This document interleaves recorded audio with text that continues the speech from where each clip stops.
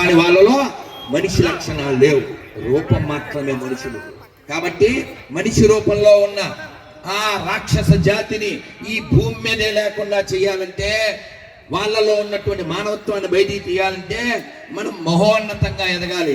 అందుకే మీరు సంపాదించగలిగినంత ధనం సంపాదించండి, జ్ఞానం సంపాదించండి, పదవి సంపాదించండి, జనబలం సంపాదించండి, కండబలం సంపాదించండి. అన్ని రకాల బలాలు ఉంటేనే మనం ఉంటాం. అందుకే చెప్పారు స్వామి వివేకానంద, బలమే జీవనము. తర్వాత తెలుసా, బలహీనతే మరణము. కాబట్టి స్వామి వివేకానంద గురించి మనందరికీ తెలుసు.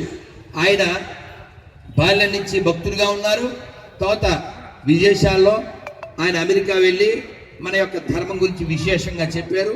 ప్రపంచవ్యాప్తంగా ఆయన పేరు తెచ్చుకుని జ్ఞానాన్ని పంచిపెట్టారు. కానీ ఒక్క వివేకానందుడు సరిపోతాడా? ఒక్క శంకర్లు సరిపోతారా? ఒక్క ప్రభుపాదుల వారు సరిపోతారా? ఒక అల్లూరు సరిపోతాడా? కానీ మన రాష్ట్రంలో అల్లూరు కావాలా, అల్లు అర్జున్ కావాలా అంటే మన వాళ్ళు దొంగల బ్యాచ్. కాబట్టి అల్లూరి మన హీరో, కందుకూరి మన హీరో, టంగుటూరి మన హీరో, ఆజాద్ చంద్రశేఖర్ మన హీరో, భగత్ సింగ్ మన హీరో. మన పిల్లలను కూర్చోబెట్టి చెప్పాలి. అది చెప్పకపోవడం వల్ల డిష్యూ అనేవాడిని హీరో అనుకుంటే మన వాళ్ళు జీరోలు అయిపోతున్నారు. సినిమా తెర మీద కనబడే దాంట్లో కొంత నిజం ఉంది. మొత్తం సినిమా అనుకుంటే సినిమా చూపిస్తామావా అని సినిమా చూపిస్తారు. మన పిల్లలు ఏమైపోతున్నారు? ఫిజికల్గా ఏమన్నా స్ట్రాంగ్గా ఉన్నారా? ఎంతమంది ఇక్కడ ఉన్న వాళ్ళల్లో ఒంటి కాలు మీద నిలబడగలరు? ఒంటి కాలు మీద ఎంతమంది నిలబడగలరు? చేయొద్దండి, కుడి చేయి. ఇప్పుడు నిలబడద్దు, కుడి చేయొద్దండి. నిలబడే ప్రయత్నం చేయండి.